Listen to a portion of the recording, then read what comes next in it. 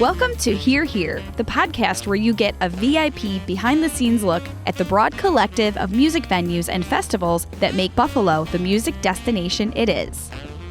The Colored Musicians Club is more than just a venue. It's a living piece of history, where jazz legends have gathered, performed, and shaped the culture of Buffalo's music scene. To explore this rich legacy, we turn to George Scott, the former president of the club, whose decades of leadership and deep connection to this historic space have kept its legacy alive.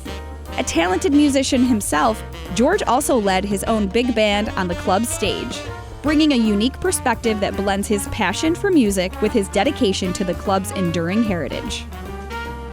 George, I'm so honored to be talking to you today. Tell me about the Colored Musicians Club, the start of it, and why it was so necessary to have a space for musicians, Black musicians, to come together. Well, back in the early years of music, or really of life, with segregation, it was difficult for musicians to get into a local, let alone have a place to play. So in 1917, the men and women of color here in Buffalo would form Local 533. And then several years later, they would acquire the building 145, and that would be the home of the historic Colored Musicians Club. So what does the existence of this historic performance space and now evolving performance space say about the music culture in Buffalo and Western New York as a music destination? Well, it's funny because when you go to other places across the country, people don't consider Buffalo as a music town. They think New York, they think Philadelphia, Chicago, but they don't think Buffalo. So when we do get tourists to come by and they see the history, they see who came here, who came from out of here, they get a better appreciation for what we are about.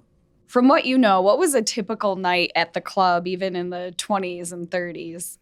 Well, it was a lot of fun. You had jam sessions, musicians telling jokes, people at the bar drinking and enjoying the music, talking, and just having a good time.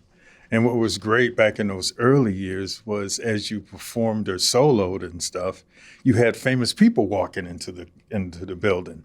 They got done with a gig somewhere else, and if they were Black, they had to come up there to the club afterwards. So they got to eat, they got to drink. And as they sat there, if they enjoyed the jam session, they would join in. Who are some of the famous bands or famous people that would stop in? Well, Dizzy was there a lot. In fact, he took quite a few of our members, not only across country, but even over to Europe. It was Louis Armstrong, Duke Ellington, Count Basie, they were there a lot. We had Ella Fitzgerald, we had Lena Horne. All the greats. Yeah, all the greats. I'm already blown away. Yeah. What do you know about these performances? Because that is seriously the best lineup of the most iconic musicians. What do you know about when they played there? Well, when you do a show, it's kind of formal and you just do your set of songs like you would. It's a job. But when you come up there, it just gave you a chance to be free and just really express yourself. So I know some of the old timers would say that the jam session was probably better than the show because It was just so strong, And you had these famous guys came in and the local guys wanted to show them that, hey, we're good too. Yeah. And there were nights where, we chased famous people out of there. So, That's how it was. Yeah.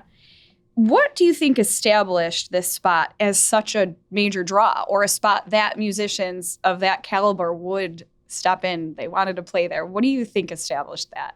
Well, believe it or not, again, with segregation, and the Black community was over there in that neighborhood. So that's where most of the jazz clubs were. So, they came into town, they got off the train, and, they walked. It wasn't too far from where we were.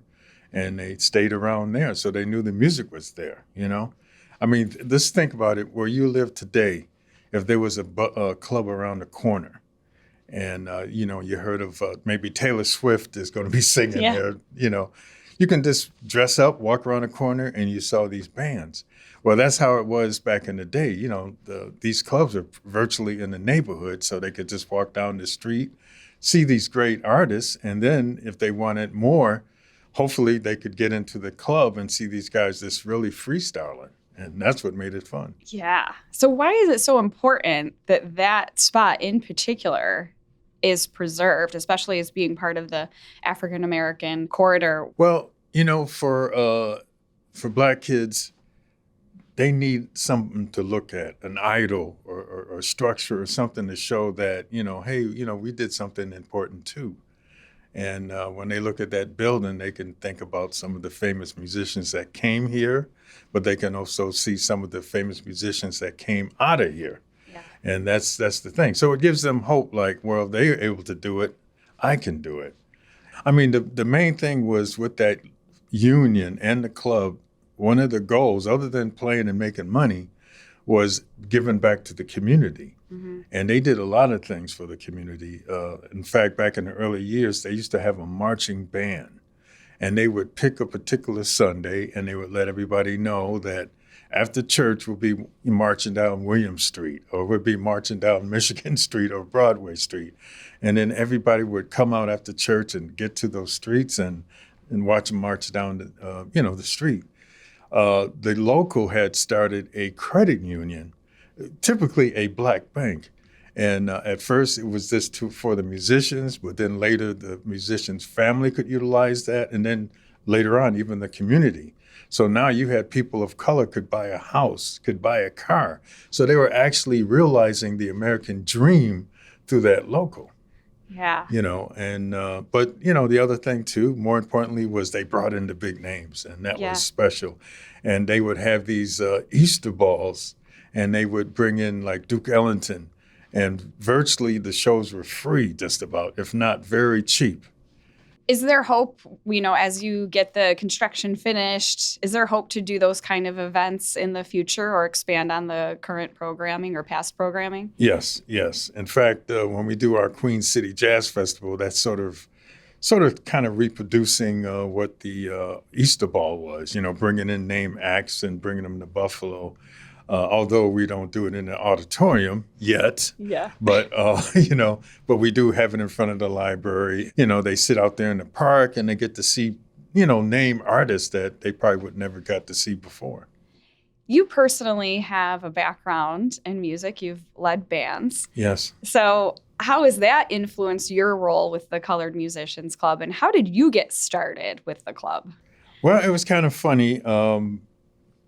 I was a guitar player first because that's what my grandfather was. He played blues and honky-tonk, and my brother played second trumpet. And so he started really getting into jazz. So he would bring these jazz albums home, and he would play them. And there's one particular song I heard, it was a sound that really just interested me. And it sounded like a hummingbird flying in a room. And I went in my room and I asked my brother, what is that? He said, well, that's a saxophone. I said, wow. I said, it sounds like a bird. And he said, well, that's the guy's nickname. I said, this is, Charlie Parker. And from that point on, I just fell in love with the sound of a saxophone. And, I got a saxophone. My first music teacher was a member of the club. And as we would, work on charts and stuff, he would tell me stories about who came here and there and stuff. Then he told me about a workshop, because, he saw I could read good now. So I went to the workshop, and that's where I met a lot of the other musicians, including Mr. Les Davis, which we'll be talking to later. And from there, they say, oh, you need to come to the club. And then I went in there, and I loved what I heard, the solos and just the inspiration of the music. And I was hooked on big band from that point on. And that was like 13. Yeah. And here I was listening to, funk and R&B and all that, rock and everything. And now I was a big band lover, which was odd for somebody that young. And we're talking like the, 60s and 70s. And now you're reinvesting in the club and carrying on that tradition. It sounds like you were so influenced by. Yeah. Well, I just want kids to get hooked to it too.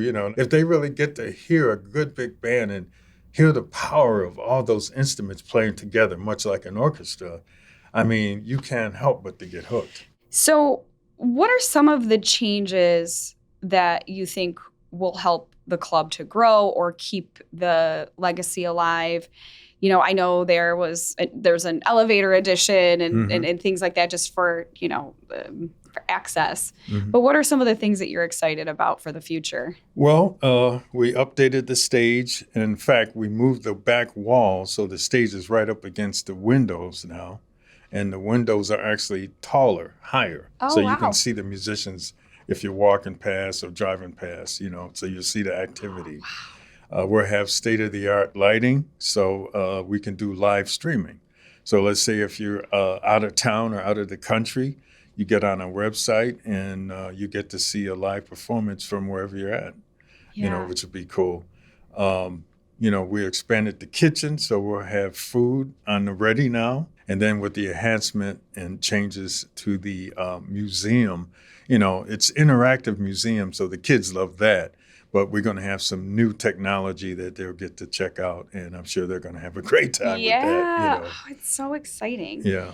George, are you available at the club? Are you hanging around to tell these stories? Will you keep these stories alive? I try to. I think they're working on an exhibit where they have a hologram, and then I'll just, come out and sit down and talk for like 40 hours. I would love that. I hope that's a part of the new build. It might be scary for the kiddies, but Well, thank you so much for spending time with us. Okay. I know there's a lot of stories, and I feel like we could do a whole other episode with just you, so that could maybe happen. Yeah, I say that all the time. That's how I lose dates. I talk too much. Oh, no. I could talk to you for 3 hours. Yeah, that's about the limit. Thank you. Thanks so much, George. Okay. After hearing from George about the club's legacy, we sit down with Les Davis, a legendary piano player who has been playing there since the 1950s. With over 7 decades of experience, Les shares the stories, sounds, and history that have shaped the Colored Musicians Club into the iconic venue it is today. Les Davis, I'm just so honored to be in the space of such a good musician. Pleasure's mine. I feel very fortunate. You joined Local 533 in the 50s. Mm-hmm. How did that come about? What was it like? Well, I was playing in a non-union band, which most people were at that time. And I was working at the old Elk Club down on William Street. And one night, 2 guys walked in. It turned out they were union representatives, Hank Roberts and Perry Gray. So they told me, if you want to keep working here, you're going to have to join the union. I said, I don't want to join the union. Well, the band leader said, well, if you want to keep playing, you got to join the union. So they worked it out for me. I think it was paying $4 a week I paid for union dues on an installment plan. So that's how it happened. So then you were automatically involved in the Colored Musicians Club. Well, that was the only way you could get into the Colored Musicians Club was to be a member of the union at that time. Yeah. Unless you were a visitor. So before that, how did you get started in music? Oh, in high school, and you played in garage bands or porch bands we had, because we always played in a porch band. And my grandmother would let me play and bring the musicians to the house. So we'd sit and we thought we were playing all great stuff. Yeah. That was terrible. What instruments did you play on the porch? And I played just the piano. On the porch? Yeah. Well, we'd open the window. Yeah. And the piano was right by the window. Yeah. So, and the saxophone player and bass player would sit outside. It was fun. Now you're performing at the Colored Musicians Club. What did that club mean to you as a musician? Well, they were the best in the city, black and white. Yeah. There was no, that was the only integrated place that there was at the time. And it was a learning experience, though. That was how you got your education. There were 3 or 4 of us, like Wade Legge, who went on to play with Diz, and the Hackney brothers, who also played with Dizzy Gillespie, and Clarence Lott, who's a trumpet player, Larry Bell, who's a trumpet player. These were all the people that were there. Yeah. And we're sitting in the booth because he wouldn't let us drink. We couldn't handle it anyway. How old were you when you first started playing there? I was 16, I think. Wow. Yeah. When people talk about the Colored Musicians Club, your name always comes up. So what happened between that time and then you becoming such a name in Buffalo music? It's just longevity, that's all. I just outlive everybody. Yeah. Did you perform a lot there? Did you Yeah. sit in on jam sessions? Oh, yeah. We got to the point where we played every day. Yeah. Even when I was working, because I worked at Roswell for years, but we would take off in lunchtime or something and go down there and rehearse and practice, Yeah. And we played jam sessions 2 or 3 times a week. George Scott had a great band, and I got a chance to sit in that band for a long time. Yeah. In fact, he and I sat in somebody else's band for a long time, Willie Dorsey's band. Wow. And it was a learning experience. Every day is a learning experience. Well, that's what music is. You're playing at the Colored Musicians Club, and you're hearing stories of all of these famous musicians, but you're working full time. Mm-hmm. What kept you going back to the club and still being a part of the music scene here? Well, you can't help it because you love it. It's part of your heart. Yeah.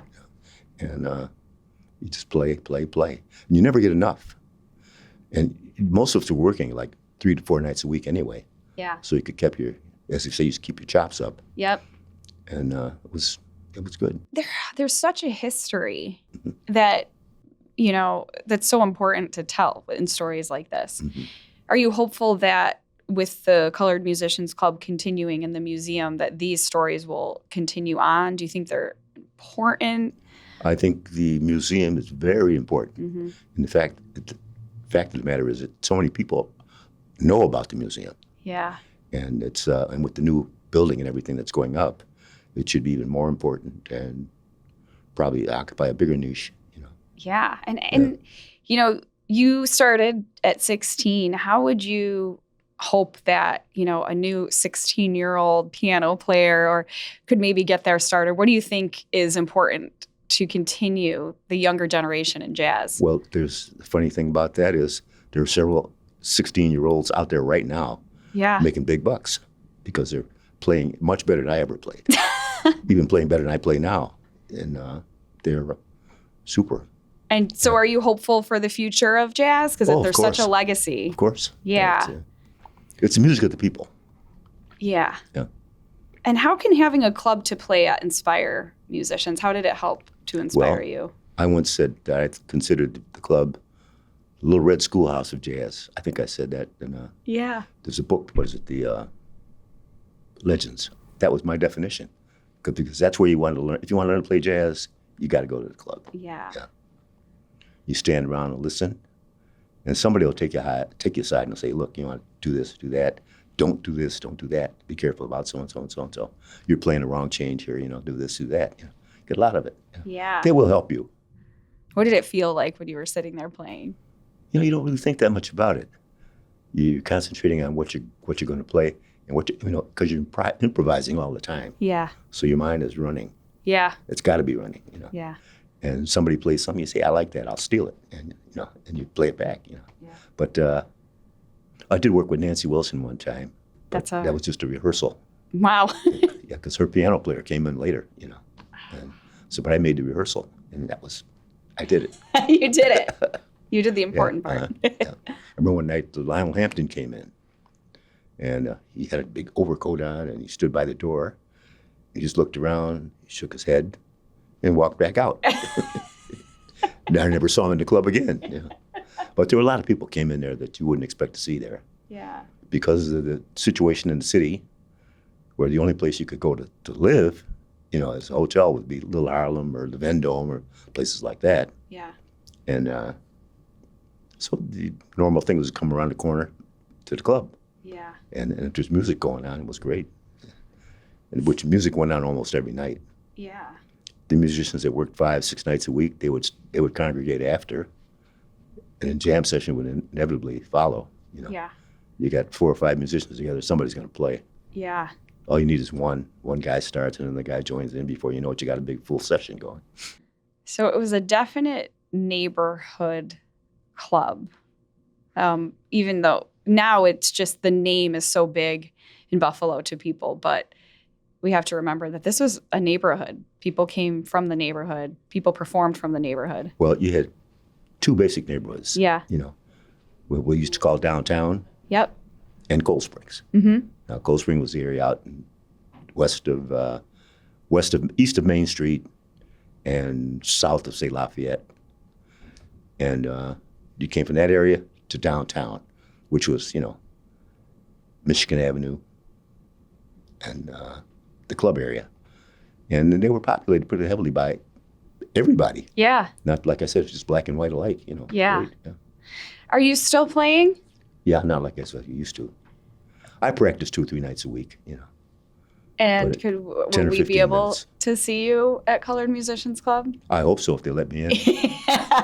I heard they're a tough crew there, so. Yeah, they can be tough. Yeah. So hopefully you make the cut again. Right now I can be one of the super critics. Yeah, you can encourage that new talent. Yeah.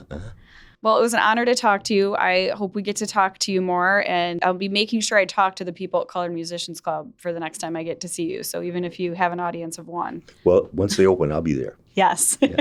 Great. Thank you. Okay, the pleasure's mine. To round out our journey, we hear from JoAnn and Roy, longtime superfans who have been part of the audience for countless performances. They bring a personal perspective on why the Colored Musicians Club remains a beloved haven for music lovers and a living testament to Buffalo's jazz heritage. JoAnn and Roy, as soon as George Scott was told to recommend a fan of the club, you were the immediate response. So you attend a lot of performances at Colored Musicians Club. Can you remember the first time that you walked into the club? Absolutely.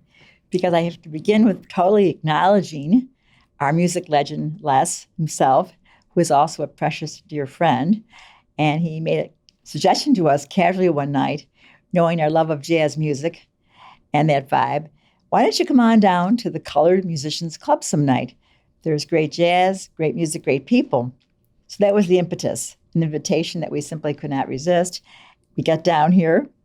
In order to enter, you have to hit a doorbell and wait as if you're at a speakeasy back in the day. Yeah. So we were already intrigued.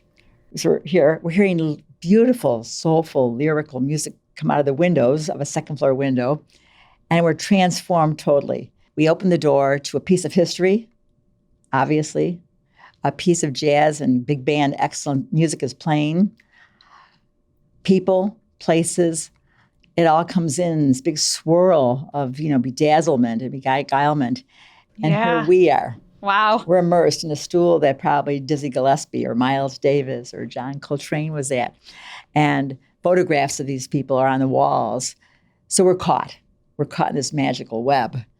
And, oh, what a night it was. So it was quite a beginning night. So what they've explained so far about the club is it's very accepting. And you obviously felt that way being there. Well, totally. Yeah. Because, again, we didn't know what to expect. And here we are, totally feeling like we belong. Like we're just a natural part of the setting. Now, Roy has a musical background. I can hear music. I can hear lyrics, and it's part of who I am. But Roy is the musician of the couplehood here. Yeah. So you might want to ask him what his experience was, or just the music piece of it. Yeah. Roy, now what is your background as a musician? I was a music theory major in high school. I played sax in a concert band. In college, I decided I wanted to learn to play the pipe organ. So I studied the pipe organ and Bach, but I was always intrigued by the improvisation of the jazz musicians, the amount of knowledge and expertise theory-wise is utterly staggering. I was just spellbound the first evening we were there. I think I sat at the bar and just stared at Les and Carol McLaughlin, whose big band we were listening to. Yeah. So how long have you been going to the Colored Musicians Club, would you say? We started back in 2014 and only stopped because of COVID. Yeah. And then the renovations began. But it didn't stop on our mind. Yeah. It was such an important part of us getting out there into the jazz scene that you couldn't help but not want to go back. And I have to interject that each night we went back there was a different kind of night. There was the baseline of the excellence of the music playing, but the diversity of the people who came in, you never could expect. Yeah. Now, one night we were there, and there was a young breakout artist, Alex MacArthur. Yeah, we've talked to her. Went on to She's become great. fantastic. She did one of her first performances there. Yeah. Just stood up and sang one night. unplanned. There were also the seedlings of jazz trios to be. Ed Croft's trio had one of the beginnings there. You may have had Sabu Adiola himself there. Another jazz legend, great Charlie Reedy. I'd be sitting at the bar talking to this gentleman and find out again he was one of the musical legends of this historical club. So that was part of the excitement.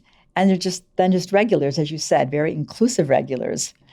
And spouses and friends and people who just wandered in from downtown who were told, check out the club, who may have been at a conference for nursing or teaching or whatever. And we all became enmeshed. There was a commonality of humanity right there. And I think we were all entwined in that. Yeah. So again, each night was different, but the same. And its excellence. So you were jazz fans before going to this club. Roy, how would you explain the jazz scene in Buffalo to somebody from outside the area? I think it's very exciting, but and a lot more dynamic and available in small bars and venues than anybody could possibly imagine. But what I really want to talk about is the Colored Musicians Club. The first night there and the nights following, we listened to parts of Americana. We listened to the music of the greatest generation. We heard the improvisation, various ways of presenting the music. It was just exciting to feel that we were like in a time capsule. We were hearing music from the 30s, 40s, and 50s. It was just a place that you just took a breath and said, this is really cool. And we've talked about the importance of the club moving forward to preserve the history of jazz, but also to encourage future performers. Why is it important for patrons such as yourselves to continue to support this venue and to go to shows? What I found, which we haven't mentioned yet, was that each night there, we've talked about the music, the audience, but there also was a unique group of men playing each Thursday night. And I am going to tie into your question. And they love to play. That's why they were there. Yeah. So you bounced off just their enthusiasm. That would be a reason to go back or to invite newcomers to come down, just to talk to the musicians. They'd like to mingle on break time. That was a very important time. And we're eager for our feedback, the audience feedback, which encouraged them to want to play, a reason to go back. Yeah.